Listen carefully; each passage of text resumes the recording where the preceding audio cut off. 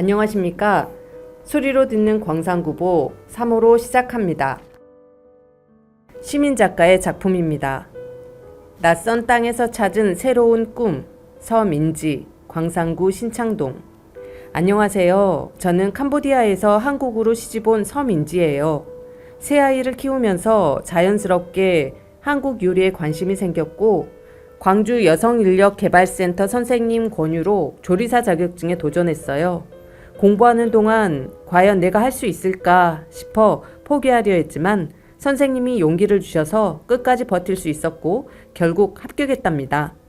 그러던 중 중증장애인 복지시설인 광주 카리타스 근로시설에서 조리사를 뽑는다는 얘기를 듣고 이력서를 냈는데 운 좋게 면접을 보고 합격했어요. 첫 직장이라 정말 기쁘면서도 잘할 수 있을까 하는 두려움이 더 컸어요. 첫 출근 날 회사 문 앞에서 환하게 웃으며 저를 맞아주시던 팀장님을 보는 순간 긴장이 확 풀렸어요. 처음 들어간 조리실도 낯설었지만 근로장애인분들과 동료들이 안녕하세요 하고 밝게 인사해 주시니 마음이 따뜻해지더라고요. 그날부터 제가 만든 음식을 맛있게 드시는 모습을 볼 때마다 뿌듯함과 책임감이 동시에 느껴졌어요. 물론 적응하는 과정에서 힘든 순간도 있었지만 매일 아침 환한 미소로 서로 인사하고 안부를 묻는 분위기가 큰 힘이 됐어요. 앞으로도 정성껏 만든 식사를 통해 이 따뜻함을 더 많이 전하고 싶어요. 저에게 주어진 소중한 기회, 그리고 첫 출근날 느꼈던 따뜻한 환영을 절대 잊지 않고 열심히 일하겠습니다. 독자 투고를 기다립니다. 당신의 이야기를 광산에게 들려주세요. 시, 에세이, 서평, 영화 비평, 어떤 장르든 환영합니다. 특별한 생각, 마음을 울린 경험, 일상 속 작은 깨달음, 혹은 꿈을 꾸고 있거나 꿈을 이룬 이야기를 글로 표현해보세요. 선정된 작품은 소정의 원고료와 함께 광산구보 게재의 기회를 드립니다. 보내실 곳은 syang1211@korea.kr 성함과 연락처, 주소 기재는 필수입니다. 시니어가 바꾼 편의점, 새로운 일자리의 탄생, 시니어 동행 편의점. 광산구에서 시작한 시니어 동행 편의점 프로젝트가 어느덧 2년을 맞았다. 인구 감소와 1인 가구의 증가로 마트와 슈퍼마켓이 줄어들고 편의점이 그 자리를 대신하는 가운데 편의점 시스템이 낯선 시니어 세대가 점원으로 일하겠다는 광산구의 도전은 지역사회에서 신선한 반향을 불러일으켰다. 광산구 우산동에 자리한 시니어 동행 편의점에 들어서면 지긋한 연세의 점원이 계산대가 아닌 진열대나 휴지통 주변에서 어서오세요 하고 활기찬 인사를 건넨다. 시니어 세대 특유의 쓸고 닦고 정리하는 문화가 편의점에서도 그대로 살아있다. 일반적으로 MZ세대 아르바이트생이 계산대에서 근무하는 것과 달리 이곳 시니어 점원들은 휴지통을 비우고 진열대 상품명을 익히며 손님 한 명 한 명을 반갑게 맞이한다. 손님들과 소통하는 것을 즐거워하는 분위기 역시 이곳의 특징이다. 예를 들어 겨울철 두터운 코트를 입고 물건을 고르는 손님에게 손님, 코트끈이 바닥에 끌려요 하고 알려주는 모습은 요즘 보기 드문 정겨운 장면이다. 손님들도 뜻밖의 배려에 고마워하며 웃음 짓는다. 이 편의점은 주변에 숙박시설과 회사가 많아 비즈니스를 위해 일시적으로 방문하는 손님도 적지 않다. 그럼에도 시니어 점원의 정감 어린 응대에 끌려 일부 주민들은 조금 더 걸어 이 시니어 동행 편의점을 찾곤 한다. 개점 멤버인 김주호 시니어 점원은 어느 날은 혼자 100명이 넘는 손님을 맡기도 했는데 시니어 세대만의 꼼꼼한 설명과 더 필요한 건 없으신지 묻는 자세가 단골 손님을 유치하는 비결인 것 같다고 전했다. 시니어 동행 편의점이 지금의 자리를 잡기까지는 여러 도전이 있었다. 편의점 업무는 신선식품 관리부터 택배, 배달 등 복잡한 시스템을 익혀야 하므로 시니어 점원들에게는 큰 도전이었던 것.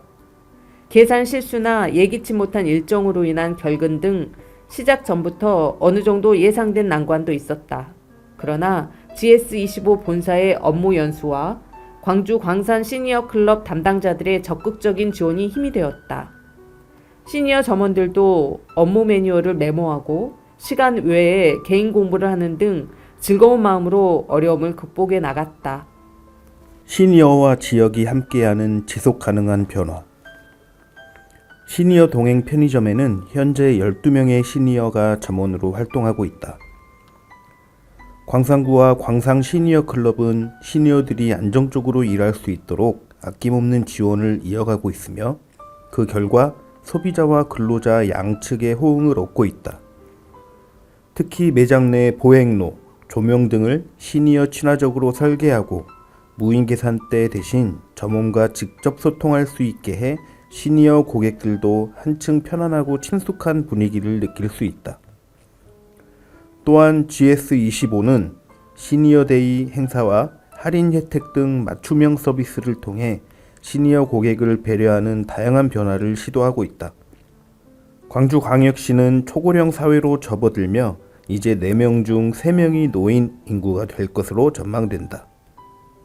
이런 시대 변화 속에서 시니어들이 즐겁게 일하고 함께 어울릴 수 있는 공간은 단순한 일자리 이상의 의미를 가진다. 광산구 시니어 동행 편의점이 만들어가는 따뜻한 변화가 앞으로 더 많은 지역으로 확산되길 기대해 본다. 서로 돕고 배우는 즐거운 일터, 박미순 시니어. 시니어 동행 편의점에서 근무한 지 어느덧 1년이 되었습니다. 유통업에서 일한 경험이 있어 어느 정도 익숙했지만 혼자 책임져야 하는 부분이 많아 처음엔 긴장되기도 했어요. 그래서 서로 돕고 배우며 경쟁 없이 따뜻한 분위기 덕분에 빠르게 적응할 수 있었습니다. 사실 우리 나이에는 키오스크나 디지털 시스템이 낯설어서 햄버거를 사 먹고 싶어도 주문이 부담스러워 그냥 포기하는 경우가 많아요.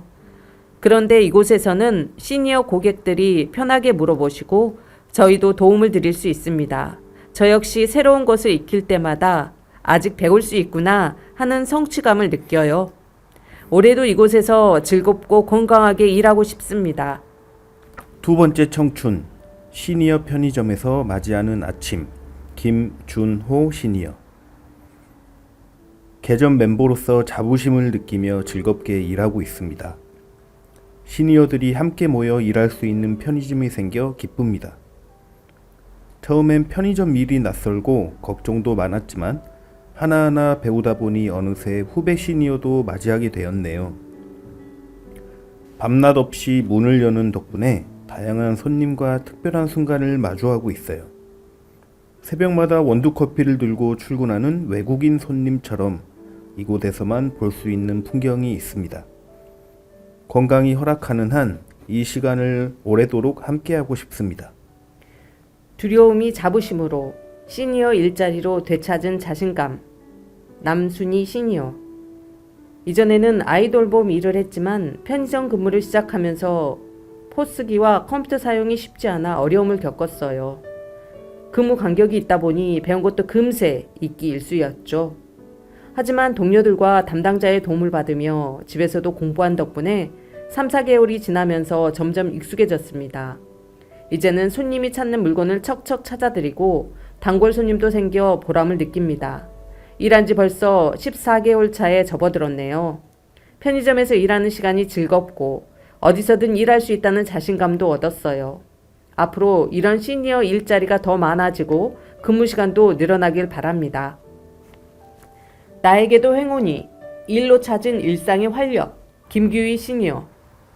우연히 동사무소에서 편의점 시니어 일자리를 알게 되었습니다. 내 나이에 가능할까? 걱정했지만 일할 수 있게 되어 정말 기쁘고 일상에 활력이 생겼어요. 자신감도 붙어 오히려 근무 시간이 더 길었으면 하는 생각이 들 정도예요. 어려운 점이 있으면 담당자분이 도와주셔서 든든합니다. 친구들도 부러워하더라고요. 고객으로 편의점을 찾을 때는 그냥 물건을 사고 갔지만 직접 일해보니 직원들의 노고가 보이고 소비 습관도 달라졌어요. 편의점은 혼자 라면을 끓여 먹을 수도 있고 소소하지만 다양한 경험을 할 수 있는 곳. 편의점이야말로 시니어들에게 꼭 필요한 공간이라는 생각이 듭니다. 저희를 보고 더 많은 분들이 도전해 보셨으면 좋겠어요. 믿고 먹는 건강한 식재료, 지구농 마을에서 찾다. 매일 주부들은 가족을 위해 어떤 식재료를 살지 고민한다. 가까운 마트에서 진열된 상품을 손쉽게 고를 수 있지만 믿을 수 있는 먹거리를 찾는 일은 생각보다 쉽지 않다. 가격과 브랜드만 보고 구입하다 보면 상술에 현혹될 위험도 있다. 특히 요즘 같은 기후위기 시대에는 작은 소비 행동 하나도 환경에 민감한 영향을 미칠 수 있다. 그렇다면 건강과 지구를 모두 지키는 안전한 먹거리를 믿고 살 수 있는 곳은 없을까? 광산구 하남동에 위치한 지구농마을 사회적 협동조합은 바로 이런 소비자들의 걱정을 덜어주는 해결사 역할을 하고 있다. 지구를 구하는 농부와 마을이 만나다라는 슬로건을 내건 지구농마을은 2023년 8월 문을 열었다. 이곳은 유럽의 푸드 어셈블리 모델을 참고해 미리 주문받은 뒤 소비자가 직접 수령하는 방식을 도입하여 생산자와 소비자를 더욱 가깝게 연결한다. 특히 정기적인 장터 운영을 통해 공동 구매 방식으로 물건을 판매하는 것이 특징이다. 소비자들은 사전에 원하는 상품을 주문한 후 장터에서 직접 수령할 수 있다. 3월에는 11일과 25일에 장터가 열릴 예정이며 자세한 일정과 안내는 지구농마을 홈페이지에서 확인할 수 있다. 현재 광주와 나주시, 장성군 등 인근 지역의 23개 농가 및 생산자와 협약을 맺고 있으며 두부와 계란, 콩나물, 우리밀, 방울토마토, 애호박 등 200여 가지 품목을 공급하고 있다.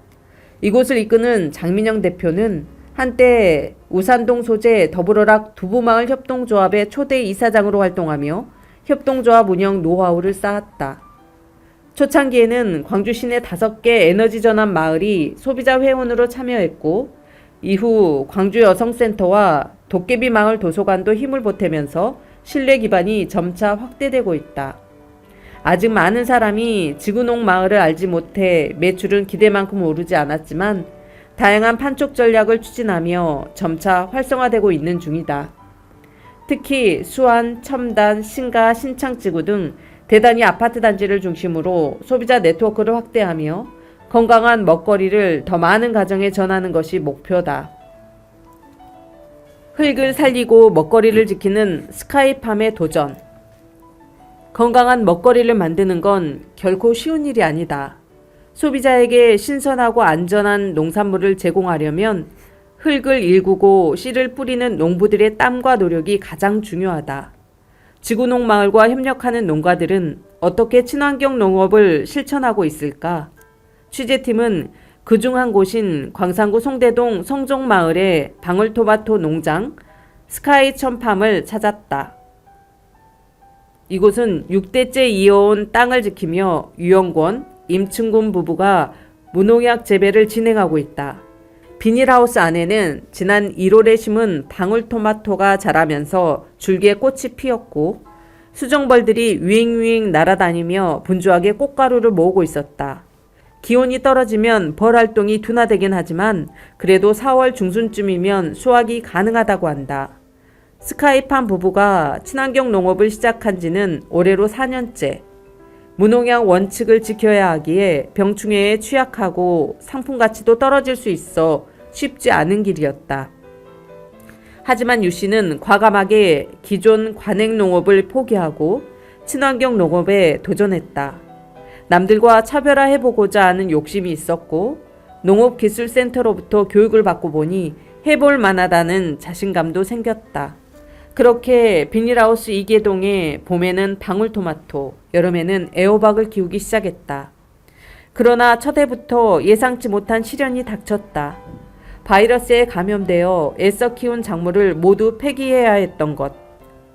합성 농약을 사용할 수 없기에 한번 병충해가 발생하면 속수무책이다. 설상가상으로 만약 농약을 사용하게 되면 농산물 품질관리원의 정기검사에서 적발될 경우 친환경 인증이 박탈된다. 결국 첫해 농사는 눈물을 머금고 적자로 마감해야 했다. 하지만 그는 포기하지 않았다. 농업기술센터에서 기술 지도를 받고 이듬해부터는 안정적으로 농사를 이어가고 있다. 이곳에서 재배된 농산물은 친환경 농산물 인증을 받아 공공급식센터, 학교, 관공서 등에 우선 공급되며 가격도 일반 농산물 대비 30% 높게 책정되는 혜택이 있다. 또한 광산구 지구농마을 소비자단체와 연계해 일반 판매도 병행하고 있다. 친환경 농산물로 얻은 연간 수익은 방울토마토 3천만 원, 애호박 2천만 원을 합쳐 약 5천만 원 수준이다. 그러나 친환경 농자재 가격이 높고 부부의 인건비를 감안하면 결코 넉넉한 수입은 아니다. 유 씨는 돈보다는 건강한 먹거리와 탄소 중립 실천이라는 사회적 가치가 더 중요하다며 친환경 농업을 선택한 것을 결코 후회하지 않는다고 말했다. 지구농마을 생산자를 만나보세요. 우리밀 건강한 식탁을 위한 선택. 우리밀 농업협동조합 김태완.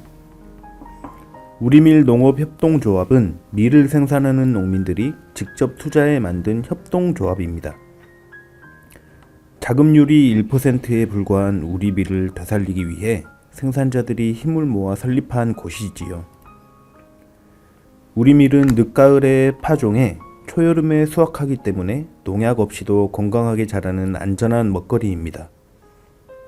우리밀을 지키기 위해서는 정부의 지원도 중요하지만 무엇보다 소비자들의 관심과 적극적인 소비가 필요합니다.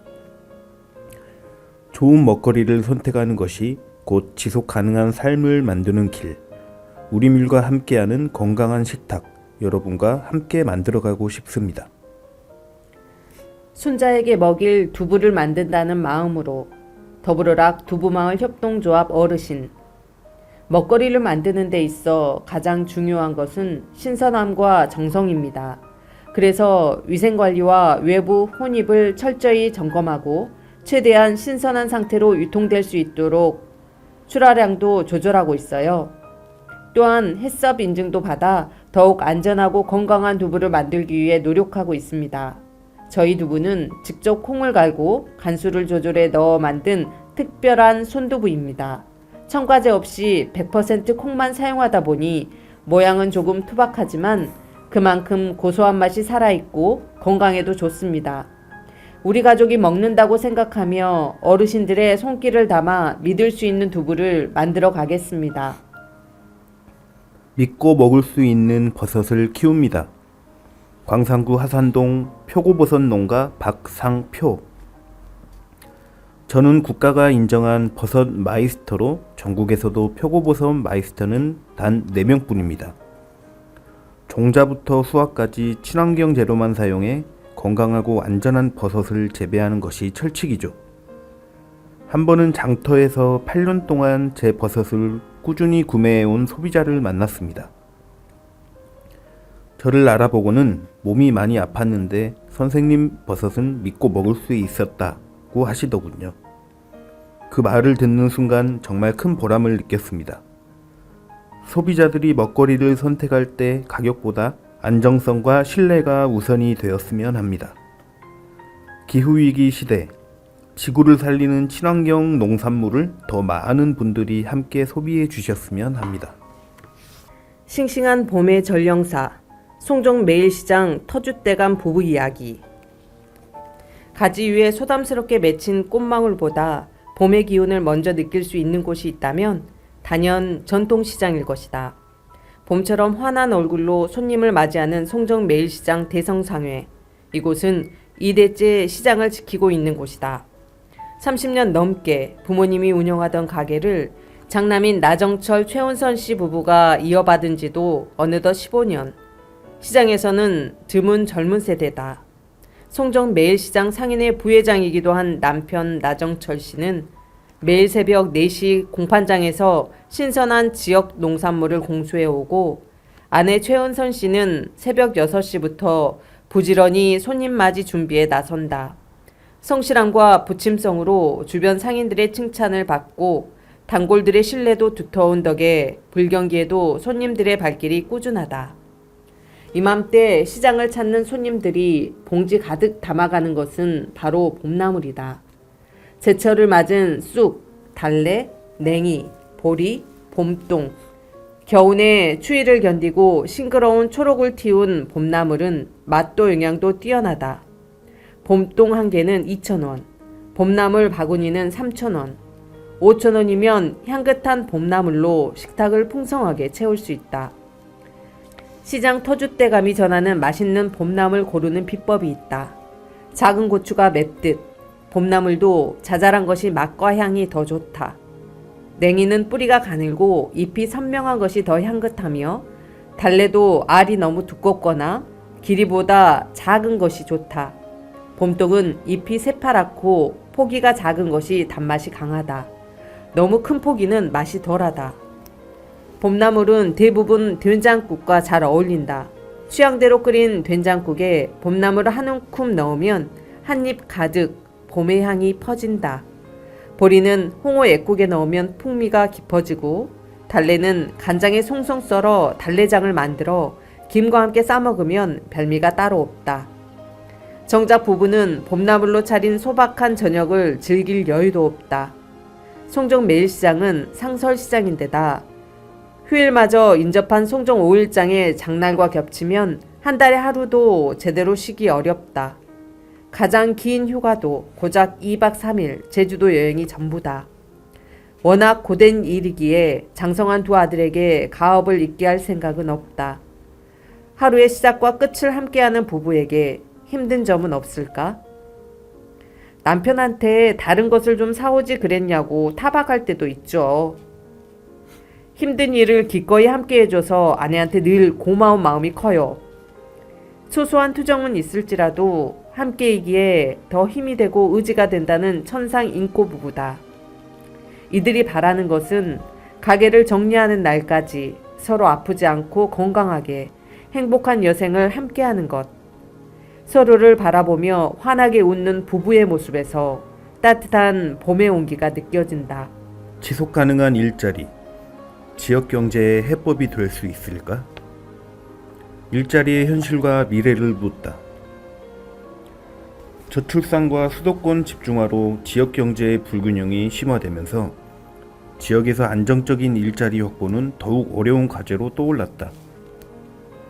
이번 인터뷰에서는 광산구 지속가능 일자리 사회적 대화 추진단장인 최준호 전북대학교 경영학과 교수와 함께 일자리 문제의 본질과 지역 경제에 미치는 영향, 그리고 지속 가능한 미래를 위해 고민해야 할 방향을 살펴본다.